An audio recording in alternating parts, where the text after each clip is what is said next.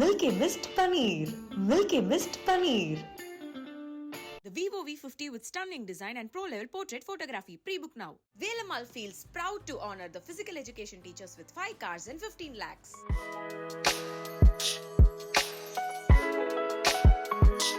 The advice to most writers, and this actually comes from literature, is write what you know. That's generally what people say. Though some people have contested that and said, if you write only what you know, I think Kazuo Ishiguro said that if you only write what you know, then everybody will be writing very dull autobiographies. So, but anyway, that's the thing.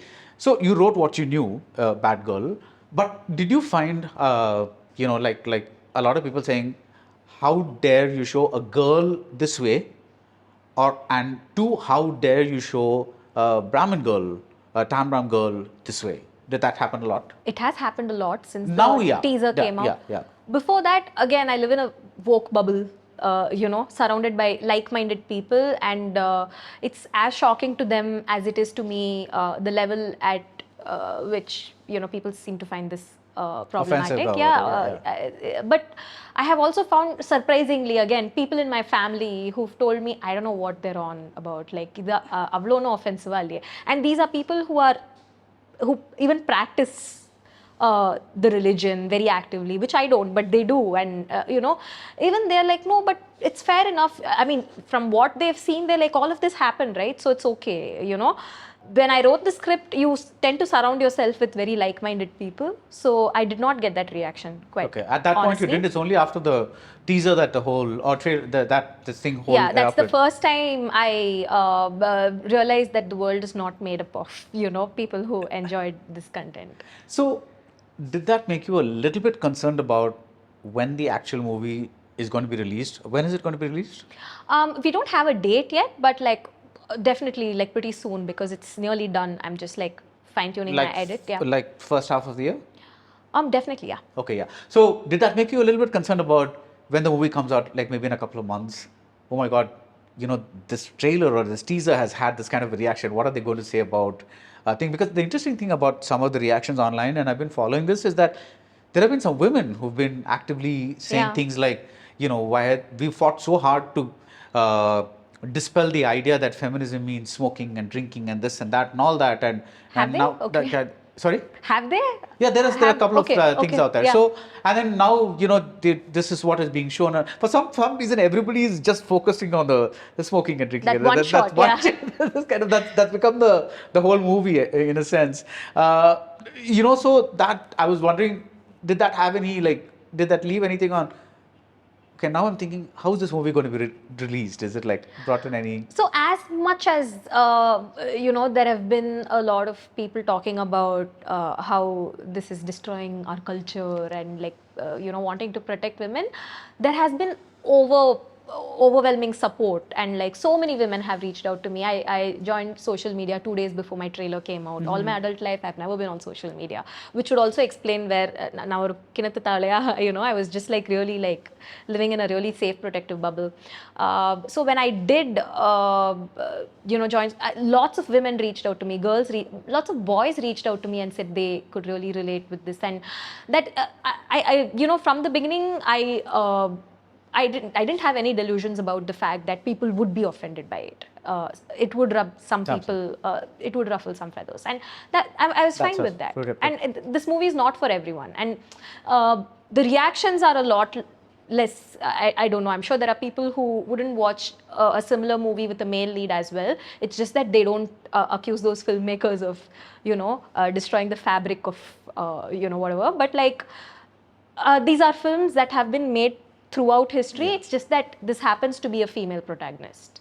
That's the only difference there is. I think there's one more aspect to it. I think it's a female protagonist and a female director. Yeah. I think both of that has kind of, that's what you call ruffled feathers. I think both of them have combined to, I agree, how dare someone come and, show this kind of a thing.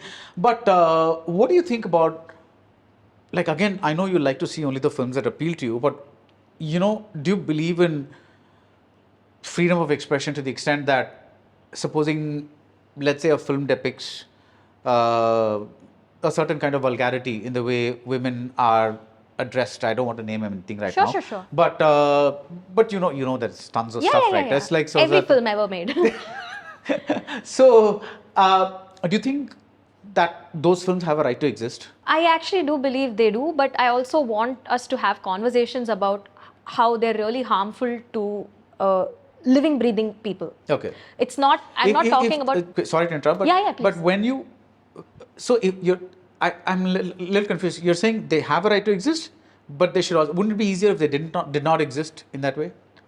No, because I think when censorship becomes a thing, it is most likely that extremely vulnerable and minority voices are more likely to be silenced. Okay. Because we live in a world where there is a power dynamic, right? And if censorship exists, it is more likely that minority voices or voices that are already oppressed are more likely to be silenced. It would be harder for an oppressed person to tell their stories and bring their narratives into the mainstream, and that is the key word, right? Bringing it into the mainstream, right. Because these conversations have always existed in the fringe, and people don't mind as long as these words don't enter the mainstream parlance or mainstream thought. They don't have a problem with it. They just don't want you to take up space in the real world, right? Because there have always been art house films that dealt with content that would be considered controversial by the guardians of culture. So sorry, I forgot. What was your other question? What do you think about? Do they have a right to exist? And what do you think? You're saying you're talking about starting a conversation. So I do think, do they have a right to exist? I certainly wish that they would make slightly more nuanced films, but that's also a very elitist way to think, right? Because people are going to make whatever they want to make based on their exposure and their ideas and their thoughts. So I think people should just tell their stories, because I think, again, these movies have always existed. So I can't wish them away. There's no way I can wish them away. So in this is the material reality. In this world, those films exist. So let these films also exist, because they may not cancel each other out, but some semblance of balance can be achieved when women start telling their stories, for instance, and there are opposing viewpoints to those, and some sense of balance can be achieved by people just telling their stories. So Tamil cinema has a very bad track record of female directors. There's been Revati, there's I'm just like off the top of the head. Now, of course, there's Sudha. But Sudha is more like Farah Khan and Zoya Akhtar in that she makes what I'd like to call gender agnostic films, in that they are not particularly women-oriented or men-oriented. She makes sure she writes a women character as well, but she makes these big movies, hero-centric, whatever it is. It's like, so there are all kinds of, because like I think one of the more interesting things about people like Zoya Akhtar or Sudha are that they are not saying I'm a woman, therefore I have to make very feminist or very about women's issues or something like that. They're like, I just want to make the movie that I want to make. So why do so few people end up being behind the camera? Because the film industry belongs in a world that is patriarchal. Right, but the world is also patriarchal, and you have many women in places of power, like in banking and IT. Not as many. Okay, it's happened quite a bit. Yeah, quite a bit. But we also have to highlight those cases. So also, it doesn't when women occupy spaces in so throughout history, working class women have always been in the workforce, right? It's only the middle class that did not, because there was enough income with just one person bringing home the bread. There was enough income, and that's why typically, this whole middle class idea of women going to work that only started in the previous generation it only applies to some sections of the society, because throughout history, it's not been the case. At least in India, I'm not sure how it was in the West before Industrial Revolution and so forth. But for instance, when Sudha ma'am tells her stories, and it's amazing that she belongs to the old boys club, because I think that's also important for us to aspire to tell why should she only have to tell? So it's really amazing, because the fact that she can, having a woman with so much acne, looking like so pretty, and having such a cool female character in a movie like Surere Potru is also extremely important, and that's very exciting for us to watch too. So I think that also does a lot of good to the entire narrative. So the reason why so few women exist is also because of access and usual taboos, and it's not an easy industry. It's not they don't make it easy, and most importantly I think it's the market, right? Because there is a market for male stories and there is not as much of a market for women's stories. Like if you look at all the hate comments on my movie right now, everyone's talking about how, oh, nobody will watch your film. But I don't think that's true, because if you tell fun stories, I think people are going to watch it. Is this the fun story? Yeah. Bad girl? It's very fun to me, and I have tried to make a very engaged. I'm not someone who watches extremely artsy films alone and like. No, not artsy films. I thought there was a certain. Okay, this is a bad way to put it, but there's a certain, like, you want to talk about some issues. That's what I meant. No, those issue-based films. Yeah, no, it's a really. Not that that's a bad thing, but it's just like. I agree. It's not a bad thing at all. I do like those films as well, but I do have a slightly attention deficit mind, and it's important for me to, for instance, how pace is one of the most commercial elements, while in terms of stylistic choices, right? So. I do think this is an entertaining film. It's an engaging film, and it's just like all of the films that men make, with a woman in the lead. Would you call it a coming of age film? Yes, it is. It's a coming of age film. Right. So would you broadly say that it's a film that will appeal to all, like a broader demographic than what your film language, because where I'm coming from is when I saw the trailer quite a while ago, I was really impressed. Teaser or trailer, whatever you call it. I think it was a little longer when I saw it first, and it was. I just found some of the shots and the staging and very interesting and little new, and I was like. I felt like there was something new in the voice that was telling the story, not just in the story itself. And so I was wondering whether this was like, and then of course Betty said Rotterdam is happening and all that kind of stuff. So I was wondering if you're one of those people who's like, I want to make movies for the festivals and I want to make, that's where I want to go, or you're like, I'm targeting the hardcore audience. That's where you want to. No, I never considered myself a film festival filmmaker, because I don't know if that's necessarily my cup of tea. But I also think it depends on the subject that you're dealing with and where you want to take it. I think a lot of women are pushed to art house cinema also, because even as an AD, when the script discussion lunch nadakumbodu, a lot of people said, okay, idu neenga award klaan anuppalam. That's their way of saying there's no way a film is going to be in the mainstream. But I do think these stories are pretty mainstream. I think... you do think, right? Yeah. Okay. Because like there are these bigger archetypal emotions of, feeling like a loser, feeling like nobody loves you, feeling ugly, feeling rejected, craving love but not getting it. It's like, it's an Atakati-esque film, I think these are very universal emotions, and therefore I think this is it's a pretty broad film, and I do think men and women alike can watch it. Right. So when it comes to the audience, I have noticed that, it's not some huge discovery, but generally the male-centric films, right, they tend to do like 100 crores, 200 crores, 500 crores, 1,000 crores, whatever it is. So which means men and women go and watch them.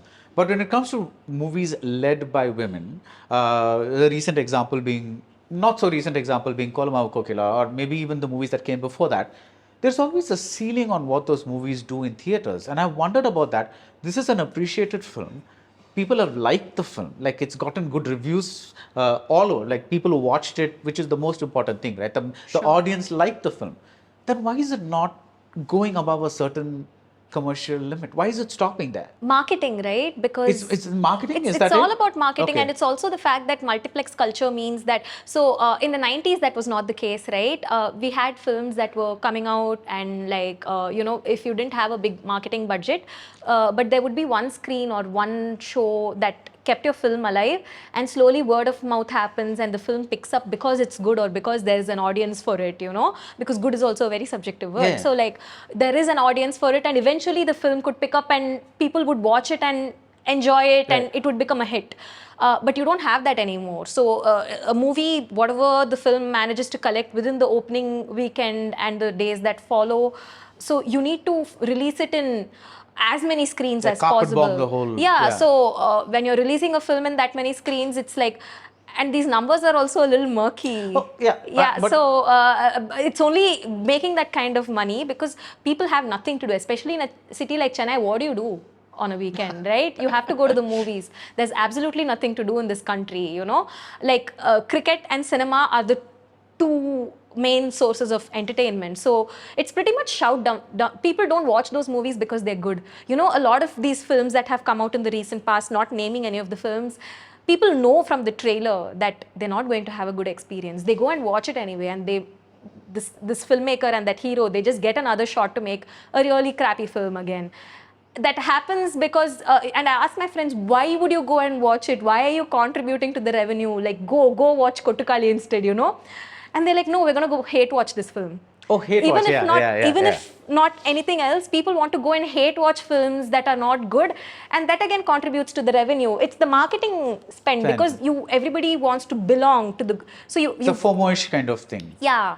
So, you know, and it's just these big studios capitalizing on that and investing a lot of money where like a big chunk of the production cost is one person's salary, and like அதை வச்சு 30 படம் எடுத்துடலாம். Just what they're paying that one person, and you can, you know, pay the crew very comfortably, and like it could really change the economics of the entire industry. But yeah, let's not be too you know, it's important to be pragmatic also.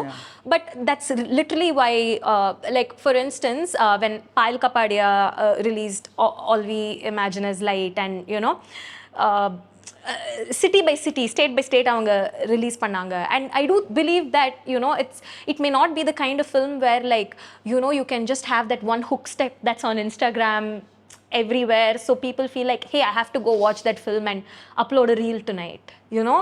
So when you don't have that, you need that film to just play for an extended period of time. People will still go watch it. Adu illadadhu da prachana. And like for instance Challengers, they had one show, right? Like it's not even an Indian film, but like it did pretty well. But after a point there was some random big film that came, and until the last day, a weekday, that I watched the film multiple times on theatre, it was pretty full. The theatre was pretty full even on weekdays, evening shows.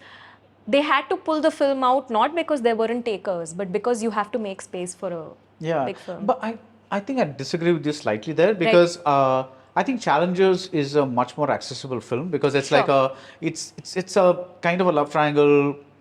Okay, that's a loose description, but you know what I mean. It's like there's tennis, there's sex, there's, you know, there's a lot of Zendaya. It's Zendaya. There's so much of things going on. It's a very engaging film. There's something always like happening, right? Whereas when you look at Payal Kapadia's film, I would say, see, India, with the exception of Kerala and West Bengal, we really do not have a tradition of art house filmmaking. So people just do not know how to watch these films, and I don't mean this in a condescending way, but it's just the thing that we've grown up watching is what we typically continue watching. So when you bring an All We Imagine Is Light and you put an interval in the middle of it, and the same thing I think has happened with Kotukali as well, because the reactions that came for that movie were interesting, you know, like to see how people process a certain kind of movie that's paced a certain way, a movie that does not explain everything right off the bat, that does not that does not introduce the characters right away, that narrates things in a very different order from what you would, you know, like places emphasis on silence. These are all things that I think are a little alien to the Indian audience, and I think that's why certain movies do not. Fair enough. I partly agree with you, but also, for instance, Vishu Padangal or space occupy panichilla industry la, that doesn't exist anymore. That because I think those have been taken over by the mega serials. because a lot of people But watch in mega those. serials exist at that point as well. I don't think so, because when 80s definitely TV did not have Sure, mega yeah. serials. Yeah. So the issues that were being talked about in the Visu films and all the women stuff, this thing, all dowry, Human dramas, human dramas basically, that entire thing shifted to people watching it at home on TVs. Of course, in a more exaggerated way and all that kind of stuff. Stylistically they are different, but that thing meant, so people, but that's what most people say, right? See, the demographic that now goes to theaters actively as opposed to waiting for movies to come at home, that's shifted. That's very male, and that's very of a certain age is what I hear typically. I don't know. I have no way to prove this, but it's like 18 to 30 or something like that it's supposed to be, and that's where the whole targeting is going. So yeah, I think that's Visu Padam. I think that's why it's kind of gone off the radar, because I don't think there's much sense in making movies for people who are going to wait for things to come to their homes, unless we have a VOD model or something like that. But that's a different discussion altogether. But that's where I was yeah, like again, I would love to see such movies, like because there's a certain identification factor, there's a certain thing. But I guess movies typically get commissioned based on which audience they target. I don't know. So yeah, so that's kind of No, movies primarily get commissioned based on who's the hero. Who's the hero? Yeah.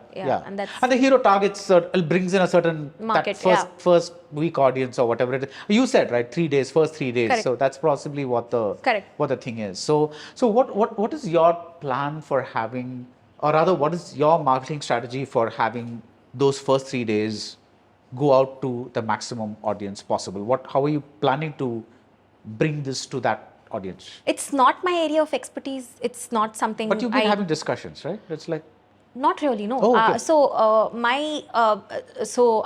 I edited the trailer. It's my call what goes in the trailer and what goes in all the promo materials. But how it's taken, and the posters, I'm the person who gets it designed through the designers.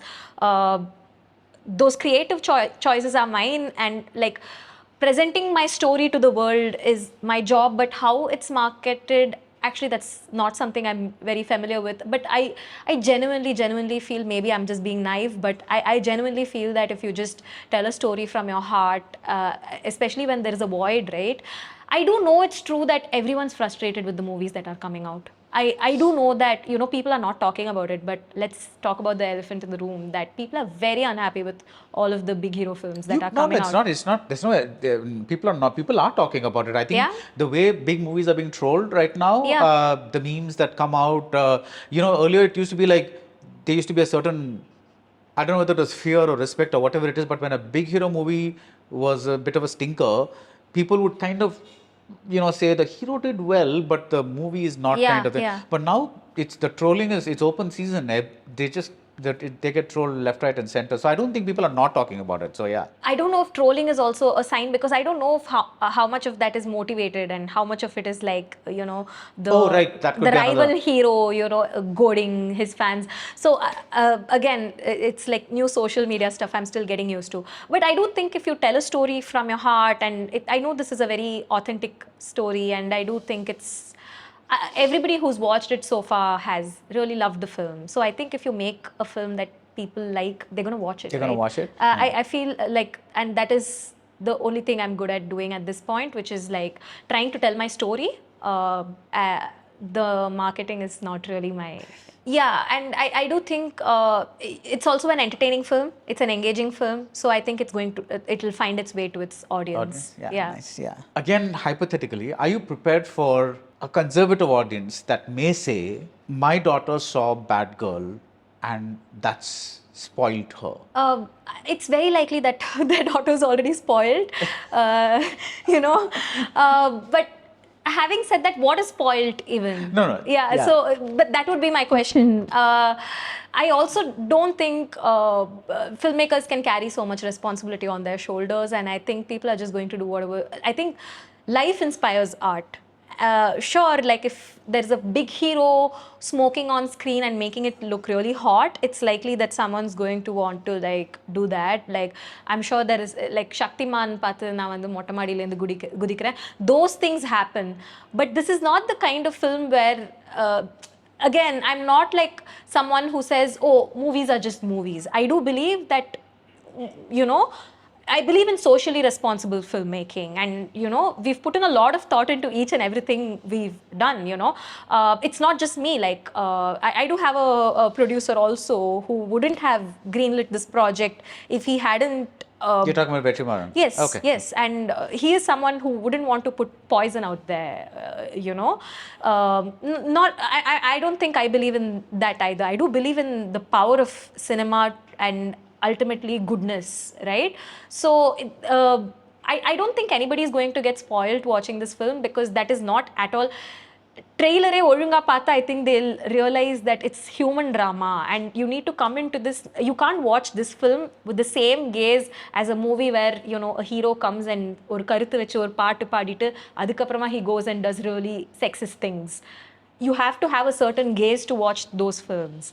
This is not on the same level at all, because this is not a girl who's saying this is the right way to live, please follow my footsteps and you'll be a winner. It's not a success story. You said Atakati-esque, right? So that's like a... So it's just about a person who's like screwing up all the time and like, finding her fumbling their way through. Exactly. Just finding her way. So it is one of those films, and I think it's very important to be mature as audience. This is not a film I would recommend for people under the age of 15 to watch, because I do think you need to still believe in fairy tales until that age. CBFC certification aside, I do think over the age of 15, even young girls can watch it, and like I would be okay with my nieces watching it as long as they are about 15 or 16, but these are also not absolutes. It depends on each person's thing. So I think it's very unlikely that, am I prepared for reactions like that? It's not going to be fun, but I also think it's important to have those conversations as well. I think it's the work of a filmmaker is to have those conversations. As long as those conversations are civil. I do not respond to threats on Instagram. What films would you say have inspired you? I'm not necessarily talking about female-centric, but generally. I'm not sure there are films that have inspired me specifically, but like I just watch films not for inspiration but for joy, So I like watching films. Sofia Coppola is one of my favorite filmmakers, and I definitely feel like... How did you like Marie Antoinette? It's easily one of my favorite films by her. Like, and you can see that I have... Okay, I lied when I said I'm not inspired. You can see a lot of Marie Antoinette inspired edit cuts in Bad my, Girl? in my movie. I think she's so cool. Sofia Coppola is so cool. Yeah. I really like Agnes Varda, and I really like Asghar Farhadi. And is Cleo from Fight is one of your favorite films? I love that movie. It's easily one. Because until I saw that movie, I didn't realize that you could make a movie about somebody waiting for a medical report and just show the period of time between while going in for that test and waiting for that report. Like it was like kind of eye-opening. Way back when I saw it, it was like, wow, somebody can actually do that, So Nomadland actually would be a very good example, again by Varda, and I really like films by Places, and and Richard Linklater is someone, and Visu, whom I already mentioned. These are filmmakers, and Mani Ratnam is someone who's a huge inspiration to me. So these are filmmakers I've really admired. when you say somebody like Visu or Mani Ratnam, you're talking about filmmakers who worked squarely in the mainstream tradition. What makes their work... I'm not... Of course, you grew up on mainstream movies, you like mainstream, so I'm not saying you're arty type or something like that, but what interests you about that genre of films? Like people who work in the mainstream, very much so, have a male voice, pretty much so, but also kind of are not making the typically male centric films. So can you talk a little about that? I just like... I just feel not many people talk about Visu. That's the main thing. No, see, it's not even that his movies have...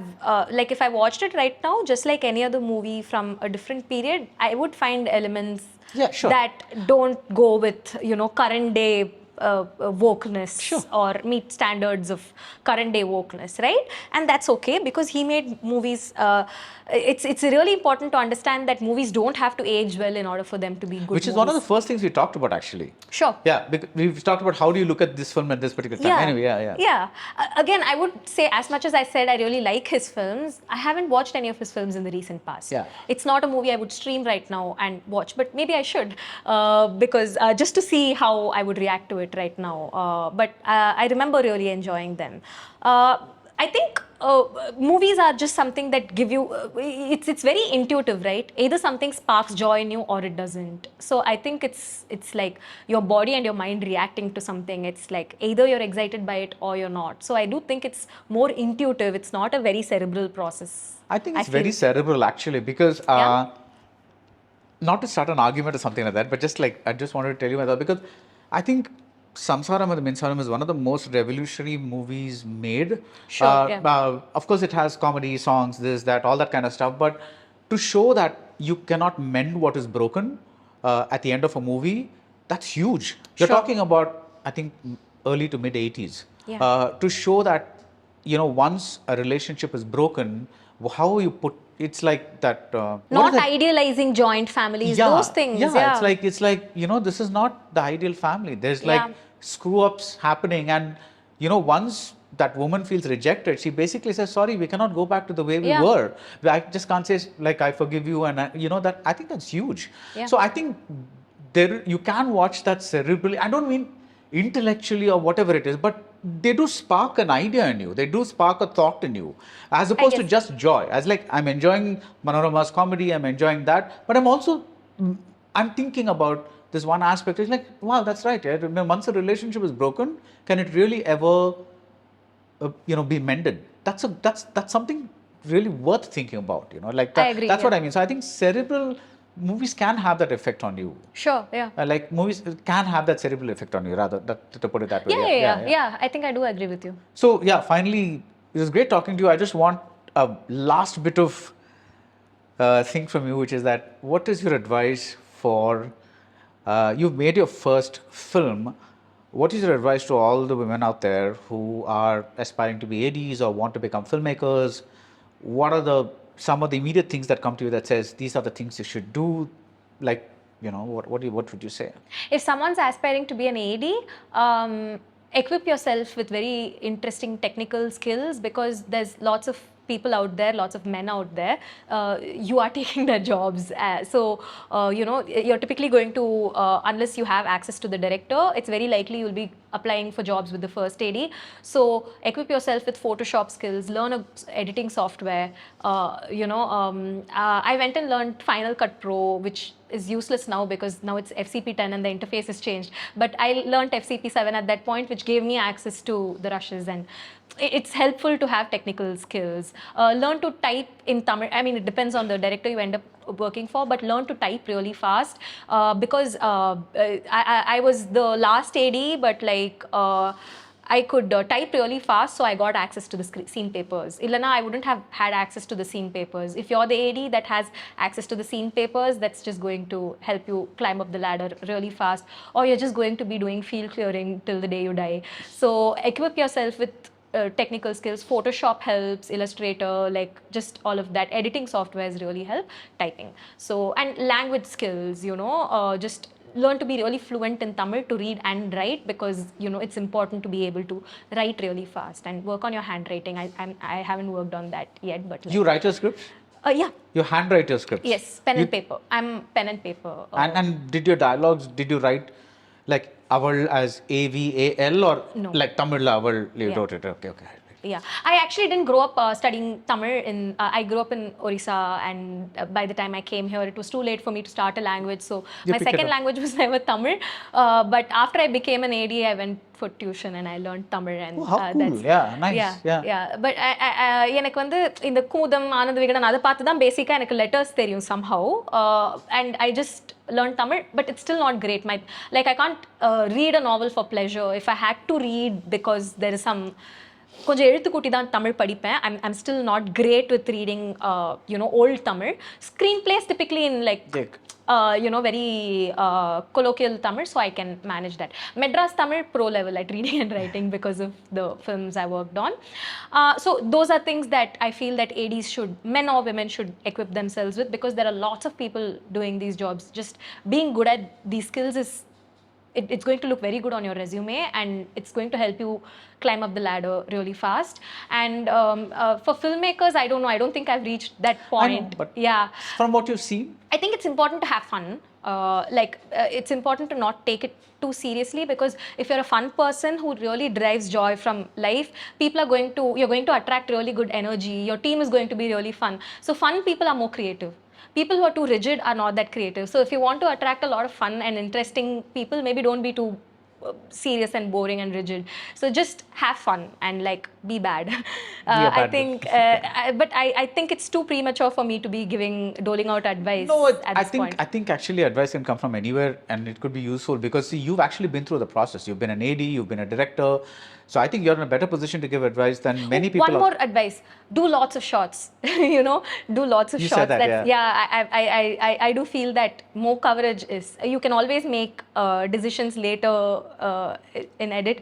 Lots of shots. What's the line you draw between too much coverage and just doing bare bones coverage, right? Because you can't. Technically, with digital cameras, you can shoot endlessly, right? You can cover it from every single angle. Where do you stop? I think it depends on your resources, right? And how much you have to shoot in a day. Obviously, you prioritize what's necessary, but when in doubt, shoot more. And sometimes you can feel a little bit like deer in front of headlights because let's say you're not getting the performance you wanted, and you can feel all you have to do is more coverage. Let's say an actor is not doing what you thought you wanted, and all you need is coverage. Let's say, the art department, regardless of what mess up there is, coverage can save your scene. That's something I have learned after messing up quite a bit. And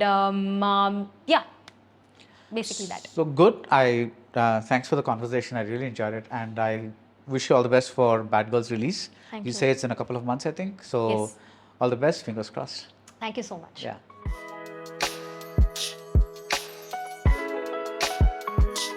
Milky Mist Paneer. Milky Mist Paneer. The Vivo V50 with stunning design and pro-level portrait photography. Pre-book now. Velamal feels proud to honor the physical education teachers with 5 cars and 15 lakhs.